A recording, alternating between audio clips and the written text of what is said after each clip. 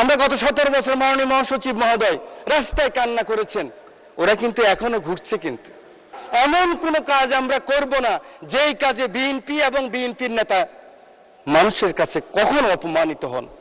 আমি একটি কথা বলতে চাই মাননীয় স্পিকার, আমার বারবার এই কথাটুকু মনে পড়ে, যেহেতু আন্দোলন সংগ্রামে আপনাদের সাথে ক্ষুদ্র কর্মী হিসাবে ছিলাম। আওয়ামী বুদ্ধিজীবীরা কোথায়? আপনারা কি মনে করেন ওনারা চলে গেছেন? ওনারা কিন্তু ওনাদের মনোজগতে এখনো সেই কথাই আছে। কিন্তু আমাদেরকে যারা সাহায্য করেছিলেন, এই এত লিমিটেশনের মধ্যে যারা টেলিভিশনে কথা বলেছেন, বিবৃতি করেছেন, বক্তৃতা করেছেন, সেমিনার এসেছেন, সেমিনার আসতে ভয় পেতেন, আমি কিন্তু ওনাদেরকে ভাগ করে ফেলছি।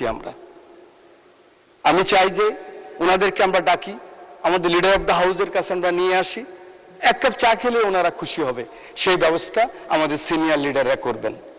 মাননীয় স্পিকার, আমার এই ডান পাশে ফাঁসির দণ্ড পেয়েছিলেন, বাম পাশে ওই বসা আছেন ফাঁসির দণ্ড, আমার এখানে আছে ফাঁসির দণ্ড, আমার পিছনে আছে সালাউদ্দিন কাদের চৌধুরী সাহেবের ছেলে, মীর কাসেম আলী সাহেবের ছেলে, মাননীয় সংসদ সদস্য।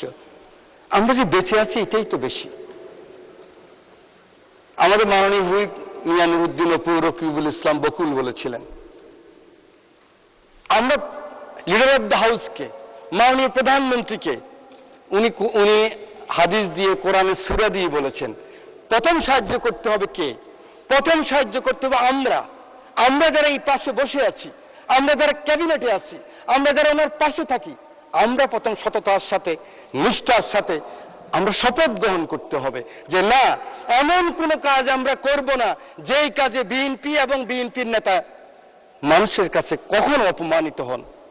এই শপথ আমাদেরকে গ্রহণ করতে হবে। এই শপথ করতে যদি আমরা রাজি থাকি, আমরা আমাদের মনোজগতে যদি নিয়ে আসি যে না, আমরা ইনসাফে থাকবো, আমরা হকে থাকবো, আমরা আমাদের একার সাথীদেরকে কিন্তু ভুলে গেছি, অনেকে আসতে পারেন নাই। আমরা গত 17 বছর মাননীয় মহাসচিব মহোদয় রাস্তায় কান্না করেছেন, ওরা কিন্তু এখনো ঘুরছে। কিন্তু ওদের কোনো আস্থার জায়গা নেই। মাত্র 4 মাস। আমি জানি আমার একজন মাননীয় সংসদ সদস্য এখান থেকে বলেছেন ওদের জন্য প্রকল্প গ্রহণ করা উচিত, ওদের ব্যবস্থা করা উচিত। এই পাশে যারা ক্ষতিগ্রস্ত হয়েছেন আন্দোলন সংগ্রামে যে কর্মীরা, ওদের জন্য ব্যবস্থা করা উচিত। তখনই হবে আমার নেতা তারেক রহমানের সবার উপরে বাংলাদেশের যে আকাঙ্ক্ষা, সে আকাঙ্ক্ষা পূরণ হবে।